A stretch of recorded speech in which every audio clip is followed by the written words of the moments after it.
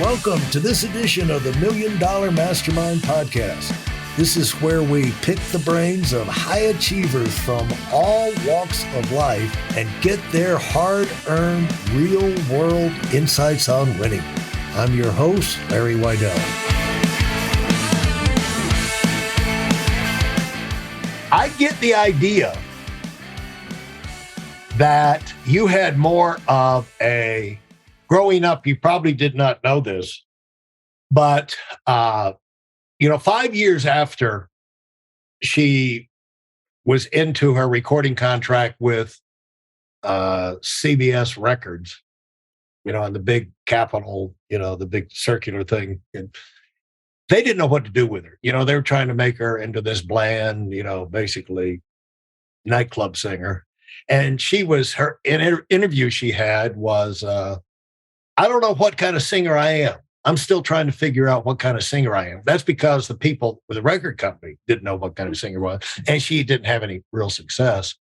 But she got out of that contract. They let her go, and Irving Azoff, I think is who it was, out of New York, got her and took her down to Muscle Shoals with that group of rascals down there, and out came the Aretha that we know today, but it takes a while to find.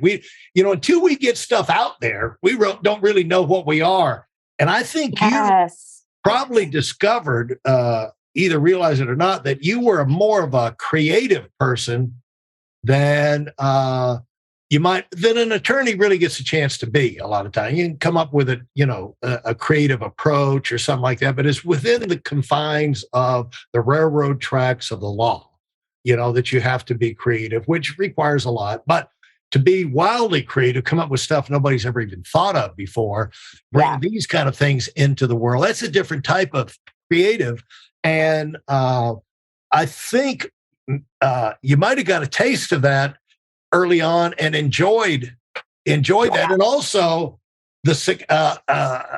your competitive juices, doing well and making a difference and climbing the ladder and, throwing your energy behind projects and seeing them swell up and do great things. That probably got in your blood too. Absolutely. You hit the nail on the head. I didn't consider myself creative. I considered myself academic. Yeah. And when I got into and decided to go to business school for the reasons I mentioned, I fell in love. It was different. It was like I liked and I was curious and I was academic. I liked the rewards of it. Yeah. But was I juiced up about it? No. But the moment that Sidewinder came at me, changing schools, having to go to school on the West Coast, I realized, oh my gosh, what I really love is creating things, getting them out there, teaching and mentoring others, even on my team, to be more brave around I'd rather fail fast than fail slow. I think that that's one of the concepts around success is successful people prefer to fail fast. Yeah. It doesn't feel good all the time, but we prefer it because then we learn something. It's like adapting, that's how you become, like in Darwin's law, right? It's kind of like you adapt because you're learning what's not working so that you can reprioritize. And for me, I love what you said about creative and I'm very solution oriented. I'm very results oriented. And so for me, even through disappointment, and I don't want anybody listening to get the idea that I'm built like Teflon, that I don't feel anything when these things happen. I've felt deeply disappointment and all the things, but I still had a vision for my life. And I think that when you have a North Star and you have a vision for your life, it really helps. What was it? Even when you got a degree from where? Where did the degree?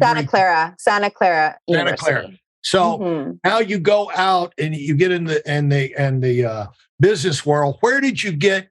When did things start to click and you really started to learn lessons that about how the world worked, where you were rubber meet the road, and where and maybe it was rough and tumble, and you might have taken some hits on the chin, like we all do when you get in, but work your way up to where you got some responsibility and all, you're doing good, and then all of a sudden now you've got to call shots and the ball's in your court, and when it doesn't go well, there's a burn associated with it. But then you learn a lot from that too. So when did this heat start picking up where, you really started to form who you are today in the business world? Yeah, I would say Almost position. there's two big moments in my corporate career that I would point to. The first was early in my career when I was in my still mid 20s. And again, I had a vision for my life. And I remember that I was working for one of the biggest advertising agencies in the world. And the general manager of the San Francisco division was this woman. Her name is Mary. And I thought to myself, and she had two young kids, a marriage with a guy that looked like she liked him, which I was like, that's not normal.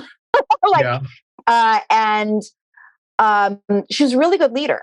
Like she was very clear on what needed to get done and whatnot. And so my first big thing was asking her. I thought to myself, okay, she's around 33 years old. I'm 23 years old. Yeah. And at the time, I thought, wow, she's only 33. Today's world is like, you say you're 33, you're too old. But back then I was like, wow, she's only 33. I could have her job in 10 years. And so I asked her, I said, hey, after my performance review, and she told me, I want you to know that I see a lot of potential in you. You're a go-getter, you're a sponge, you're willing to take risks, and you got to learn how to navigate politics and red tape. Okay, and let's just stop right there. Let's just stop right there. For people on the way up, you want to be on the way up. You got to be a sponge. You got to learn to get along with people. And what was the other thing? It was be a go-getter, like be willing to take risks. Yeah. Like be willing to take on risks. Sponge, you soaked up things.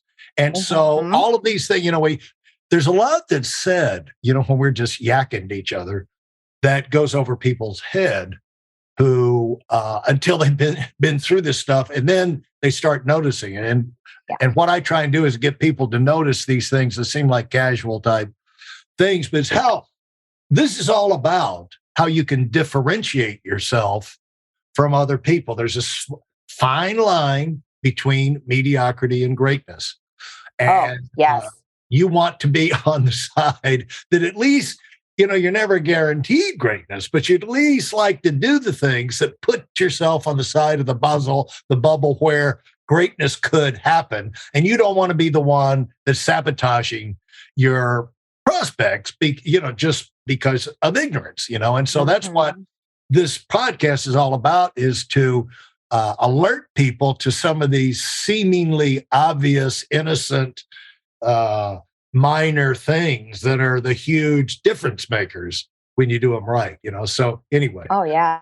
Well, I think that you're absolutely right, and thanks for pointing out those things, because even at the time, especially, I didn't see it. I just was being me, and I think that being yourself is the most brave thing you could do in the world, right? So that's another thing, and I think that you're going to love this next part. I think, Larry, because what I asked her next. Oh, wait, before I say that, one more thing to point out is that go find, if you see somebody, a colleague, a boss, somebody who works at the office next door, and you admire their work or with how their life looks, get brave and ask them, like, how did you do this? Right? Because I think that, that was the big thing. It was that I asked her. And I find that most young people, and frankly, even those of us who've not hit the success that we wanted, it's because you're not asking the people. It was like going to Boston and saying, I want to be around other lawyers, right? Well, if you're in a career, why wouldn't you get to know the people that you feel are ahead of you or are on a path that looks at least, attractive to you, right? In terms of the trajectory. And so I think that's another lesson. If you're on the come up, to be willing, and sometimes they're not going to be willing to tell you anything, and it's fine, but she was. And I think it's because, frankly, I didn't have a model for a woman as assertive as she was. The rest of the executive team were men, and she was the lone female at the table, and they all respected her. And everyone respected. She was the big boss anyway. So I asked her, hey, if I want to have your life in 10 years, what is some advice you would give me? Right. And I think that this advice she gave me still works today. And I think it'll work for you if you're listening. And it was so critical to my success. And that is, she said, take every project that no one wants. For those of you who are sick and tired of fooling around and are dead serious about wanting to move up fast, I've got something especially for you. I've combined the best insights from over 40 years in business and making $70 million in income and compressed them into a free webinar. That's right, it's a free resource. If you want to find out exactly what the concepts are that I use in coaching million-dollar earners, register now at WeidelOnWinning.com. You'll discover the 5-part framework used by so many to reach their financial, personal, and professional goals. You can find that link in this episode's show notes.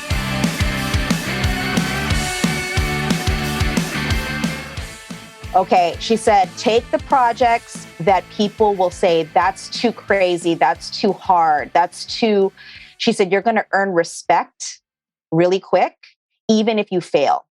And you're going to learn how to lead people because you have no choice but to lead them.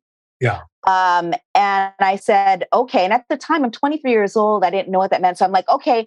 So then at 33, I could be running an agency like you. And she said, you could be running it earlier than me because I'm just teaching you what I did and hopefully it'll serve you well.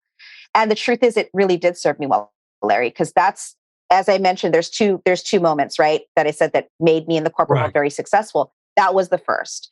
And I quickly ascended the corporate ladder of wherever I went because of that clear advice. So, well, and the thing is, you could have gone the rest of your life without the benefit of that advice if you had not asked the question. And that it is scary, isn't it?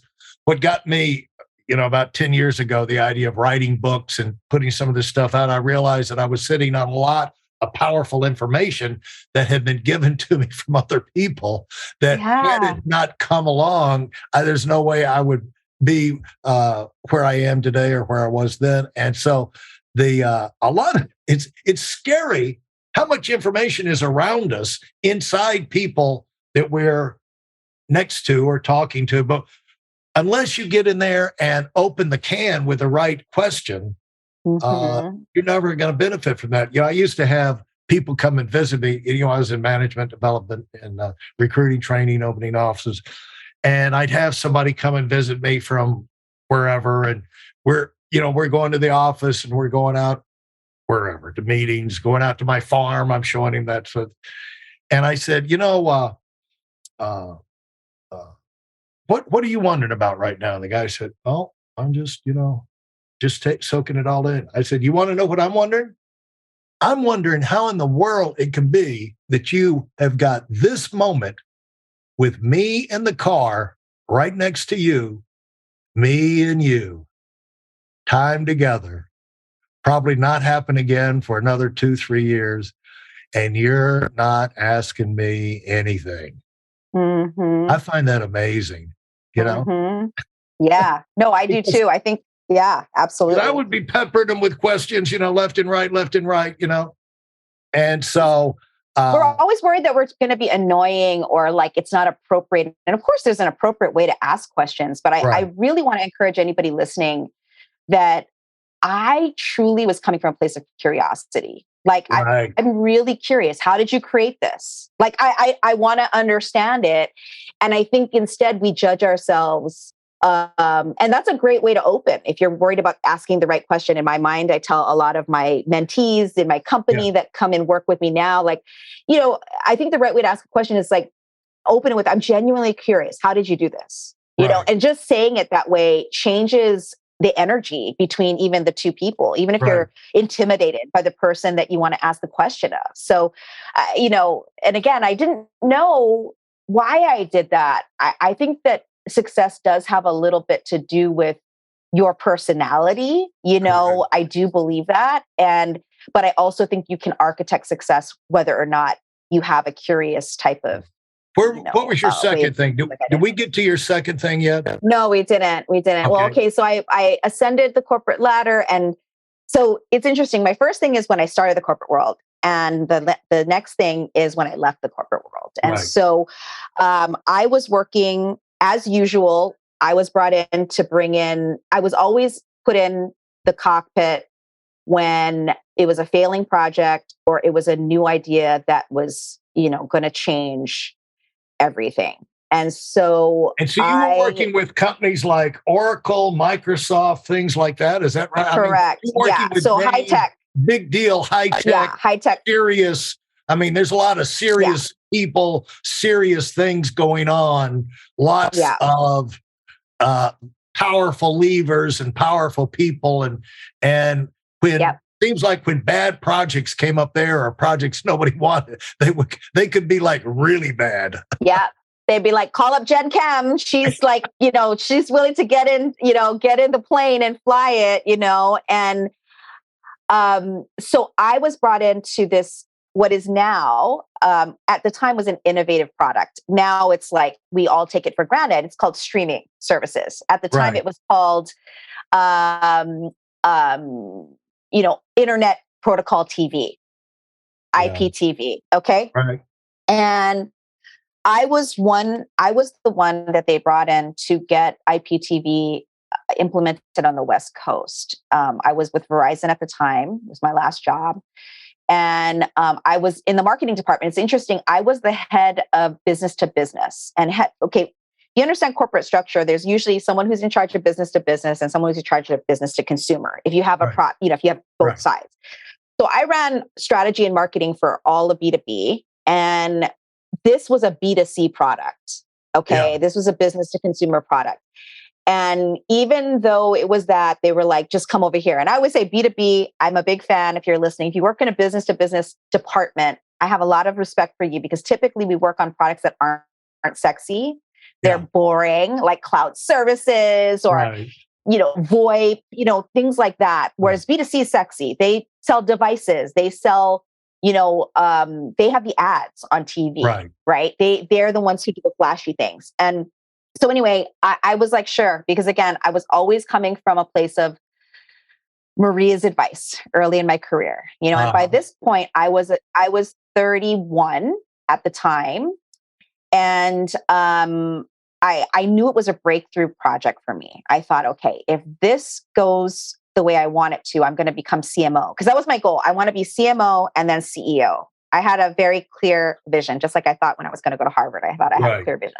I thought this is going to be the pinnacle project for me that I'm going to be known for. Recruiters are going to be like really knocking on my door and I'm going to have really good opportunities. Anyway, so the project took off. It took 2 years. It was a hard project. Lots of people quit. And how big was your team? Well, ultimately my core team was over 100 people, but the whole project was company wide. So I had to work with every level of the company. I had to work with the field, right? Which they're union employees, right? They're out there in the field. They're the ones laying the cable, the fiber, all of that. Right. I was working with the C-level executives because I was the one presenting. This was a big change because, at the time, and this is going to sound so old, but I am old. It's like, POTS, plain old telephone service was what telephone companies had. And these like Verizon, AT&T, MCI at the time, they were trying to establish themselves as technology companies, not telecommunications companies. And so this was a game changer for Verizon. And anyway, so I worked with every level. I had to work with the middle managers who had the teams, the stakeholders that we needed. So it was a big, big project. And if you understand coming from the corporate world, how much communication and negotiation and politics and red tape and making all that stuff, right? I had to, and so I got you want to talk about like an MBA and all that through that project. It was like, and I say this because I don't play victim to anything, but being a woman in that level of hierarchy, it's a whole different game for us. Yeah. And so And Maria, also, again, as my early mentor, she told me to expect that. She's like, you're working in a different asteroid field than other people. And you need to be like thinking through that in order to be effective in your job and lead people. And so I always say people work for people, they don't work for companies. And in my mind, I needed to be that person that people would go the extra mile for, in order to do that. So anyway, that was the project. Let's repeat that. People work for people, not for companies. Yes. Yeah. And even it's especially now. I mean, I would say that in this and going forward, that is even more important than anything. I'm going to look for that in your book, by the way. Yeah. I'm going to look for that in your book. That's good. That's a good one. Thanks for listening to the Million Dollar Mastermind. If you felt there were any valuable takeaways from this episode, please take a minute and leave us a 5-star review. Your feedback is important and really helps us get the word out to a wider audience. Remember, we have a valuable webinar that is absolutely free. Register for it right now at weidelonwinning.com. Thanks for listening.